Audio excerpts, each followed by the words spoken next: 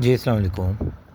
आज जो हमारे पास जो क्वेश्चन है कि हमने रूट फाइंड करना है फंक्शन का बाय यूजिंग सीकेंड मेथड से, ठीक है, अप टू 4 डेसिमल प्लेसेस। और हमें इसका इंटरवल बता दिया गया 1 से 2। अगर हमें ना भी बताया जाता तो हम इसको इजीली फाइंड आउट कर सकते थे, ठीक है। उसके लिए अब जैसा कि आपको पता है कि 4 डेसिमल प्लेस का क्या मतलब है कि पॉइंट के बाद कि 4 वैल्यूज़ तक हमारा आंसर रिपीट होना चाहिए सी की वैल्यू, ठीक है। ये सीकेंड का फार्मूला है, मतलब कि सी किसके इक्वल है, वो है a f of b minus b f of a over f of b minus f of a. अब हम सबसे पहले देखते हैं कि अगर हम एक्स की जगह 1 पुट करें तो 1 का क्यूब प्लस 1 का स्क्वायर, यहाँ पर भी 1 हमने पुट किया तो हमने देखा कि हमारा आंसर -4 आ रहा है, ठीक है। जैसे ही हम एफ ऑफ 2 पुट करते हैं तो ये आ गया 2 का क्यूब 2 का स्क्वायर। अब देखिए 2 का क्यूब 8 होता है, 8 और 4 12, 12 में से 6 माइनस किए तो 6, 6 में से 3 माइनस किए तो हमारे पास 3 आ गया। मतलब ये लेस दैन 0 आ गया और ये ग्रेटर दैन हमारे पास 0 आ गया। तो इसका क्या मतलब हुआ कि हमारे पास जो ए की वैल्यू है वो 1 है और बी की वैल्यू 2 है, और सी जो फाइंड आउट होगा वो इस फार्मूले से होगा। अब अगर हम इसको 1 बाय 1 पहले F of B find out करने मतलब कि करें या फिर हम एफ ऑफ ए, तो ये क्वेश्चन काफ़ी लेंथी हो जाएगा।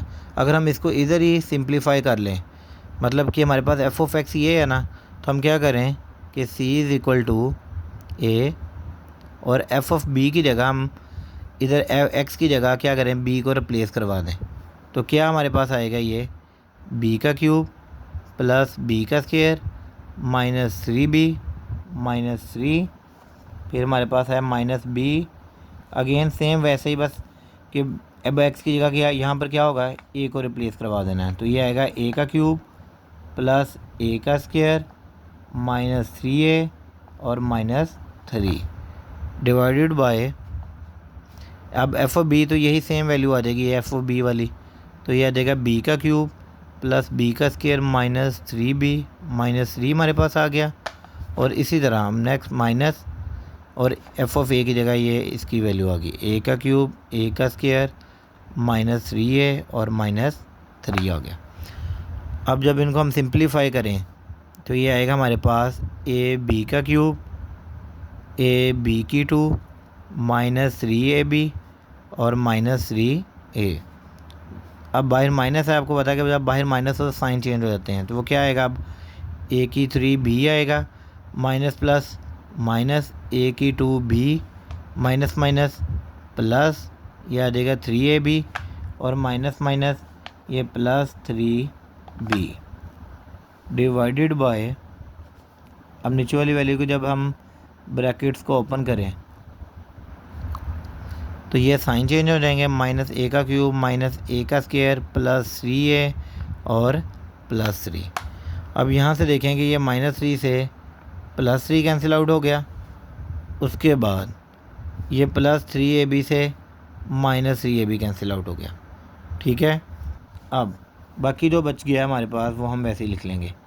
ये आएगा ए बी का क्यूब ए बी की 2 माइनस 3a माइनस ए की 3b माइनस ए की 2b और plus 3b divided bye, same इसी तरह हम नीचे भी b का क्यूब प्लस b का स्क्वायर माइनस 3b माइनस ए का क्यूब माइनस ए की 2 और प्लस 3a आ गया, ठीक है। अब ये हमारे पास इसका सिंप्लीफाइड फॉर्म आ गई है सी की। अगर इसको अब हमने ऑन कैलकुलेटर कैसे लिखना है वो भी मैं लिखकर बता देता हूँ कि ऑन कैलकुलेटर, मैं इसके आगे इधर ही लिख देता हूँ। हमें पता है कि यहाँ पर कैपिटल यूज़ होते हैं, तो यहाँ पर आएगा ए बी का क्यूब प्लस ए बी की 2 माइनस 3a माइनस ए का क्यूब बी माइनस ए की 2b plus 3b divided by B का क्यूब प्लस बी की 2 माइनस 3b माइनस ए का क्यूब माइनस ए की 2 प्लस 3a। और साथ सेम वैसे ही हमें एफ ऑफ सी भी चाहिए इसमें भी। तो अब एफ ऑफ सी बस एक्स की जगह यहाँ पर क्या आएगा, सी आ जाएगा। तो मैं ये इसको नीचे लिख रहा हूँ। तो ये हमारे पास आएगा सी का क्यूब प्लस सी का स्क्वायर माइनस 3c और माइनस 3। उसके बाद आपने क्या करना है, कैलक ऑप्शन पर क्लिक करना है। अब इसको कैलकुलेटर पर कैसे लिखना है कि ये देखें कि हमारे पास सबसे पहले c है, तो ये c आ गया। उसके बाद ये इक्वल, फिर इज़ इक्वल टू, आप इसको दबा लें कि इससे ये होगा कि डिवाइड वाला ऑप्शन पहले से बन जाएगा। तो ये क्या आएगा, उसके बाद a, फिर b का क्यूब है तो अल्फ़ा b के बाद इसकी पावर में ये b आ गया और इसकी पावर में हमारे पास 3 आ गया। फिर उसके बाद क्या है, प्लस a, फिर हमारे पास है b और b की पावर में ये 2 आ जाएगा। फिर माइनस 3a है, माइनस 3 ये a आ गया। फिर उसके बाद माइनस a की 3 माइनस a की पावर में क्यूब आ जाएगा। फिर साथ b है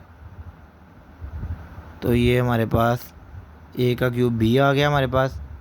फिर माइनस a की 2b है, माइनस a की 2, फिर ये हमारे पास क्या आएगा, b आएगा प्लस 3 और फिर ये आ गया b।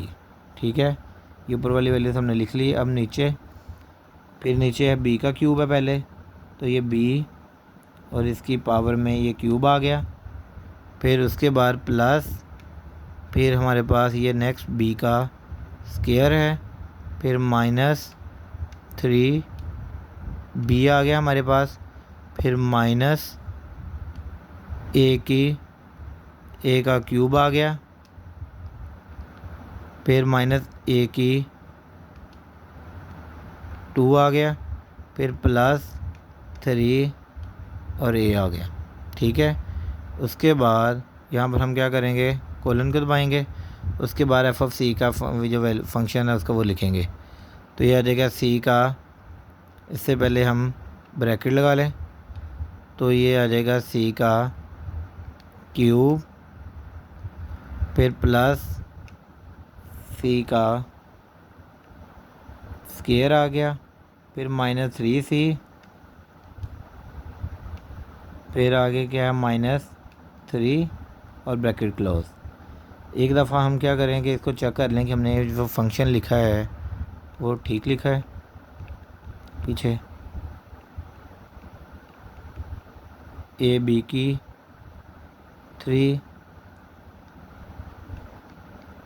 प्लस ए बी की 2 माइनस 3a माइनस ए की 3b माइनस 3a और ए की 3b माइनस ए की 2b और माइनस 3b, ये ठीक है। फिर आपने क्या करना है, ये कैलक को दबाना है। अब वो देखेंगे ए की वैल्यू मांग रहा है, तो हम सबसे पहले इसके लिए क्या करेंगे, टेबल को ड्रा करेंगे। अभी देखिए मैंने टेबल में सबसे पहले आपको बताया कि नंबर ऑफ़ आइट्रेशन के लिए हम ये लिखते हैं, फिर यहाँ पर ए की वैल्यू आती है, फिर बी, फिर सी और फिर एफ ऑफ सी की वैल्यू आती है। ठीक है, हम यहाँ पर लिखेंगे कि फर्स्ट आइट्रेशन हम स्टार्ट कर रहे हैं, तो ए की वैल्यू हमारे पास क्या है, 1 है और बी की वैल्यू 2 है। हम अब क्या करेंगे कि ये कैलकुलेटर में वो ए की वैल्यू मांग रहा है हमसे, अब ए की जगह हम 1 पुट कर देंगे और बी की जगह 2। तो ये देखें कि उसने हमें सी की वैल्यू बता दी है 1.5714। तो ये हमारे पास आ गई 1.5714।